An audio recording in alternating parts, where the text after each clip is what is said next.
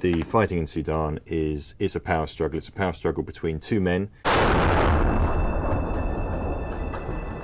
One is Abdel Fattah al-Burhan. He's the general who has been head of the Sudanese armed forces for the past few years, and he's also basically the leader of the country.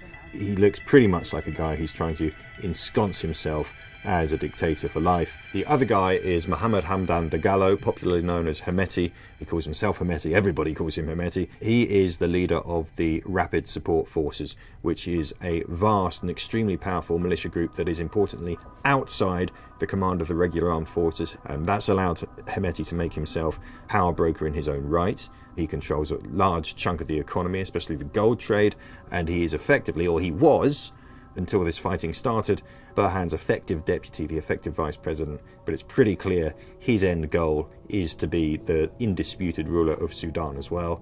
So basically what you've got is a fight to the death, it looks like, between two men who've basically decided there's only room for one of them in Khartoum and in Sudan. So the Rapid Support Forces grew out of what was called the Janjaweed militia, and they were pro-government militias, mostly raised to suppress an uprising in Darfur, which turned into a huge and very, very bloody war in the 2000s. Hemeti was one of the commanders of the Janjaweed. And to kind of understand how we got to today, you have to go back to 2013 when the dictator of Sudan, a guy called Omar al-Bashir, took these Janjaweed guys and reformed them. He made Mr. Hemeti a lieutenant general, and he made them answerable directly to himself. Fast forward to 2019, when you get a huge, basically a massive civilian uprising, pro-democracy protests in Khartoum. Hemeti did a deal with al-Burhan then. The army and the RSF backed the protesters. They arrested Mr. Bashir and a revolution was proclaimed. You did get a transitional government, but both Mr. Hemeti, representing the RSF, Mr. Burhan, representing the army, were in very influential positions in that. And then 2021, they do a full coup of their own and basically put themselves in charge of the country. And so it felt to lots of people like someday this showdown was going to come.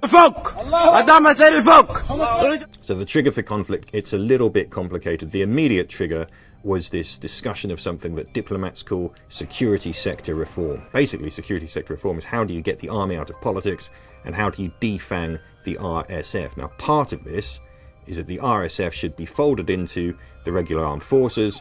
The regular armed forces become led by a civilian government, like in any other country. General al-Burhan wanted that done quickly. He wanted them folded into the regular armed forces in 2 years. Hemeti said, no.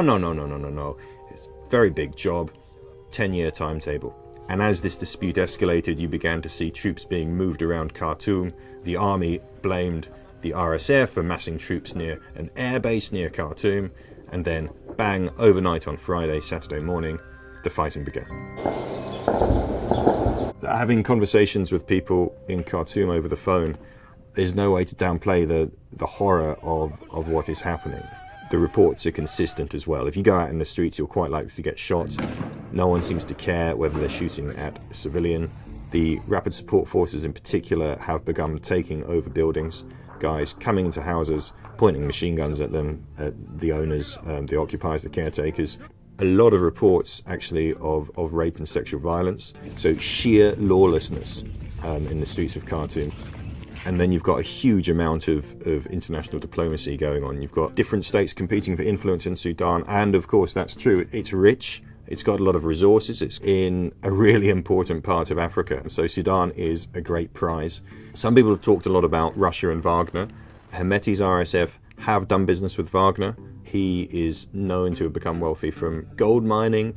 His forces provide security for a gold mine run by Wagner in Sudan. But look, he's not alone. And Mr. Burhan has also visited Moscow and has also done deals with the Russians. So I would be wary of drawing a conclusion that one side is backed perhaps by Russia and the other side is backed by the West. I think actually if you look at the behavior of all the outside players here, they tend to hedge their bets. They don't want to back the losing horse, and it's not entirely clear which the losing horse is going to be yet.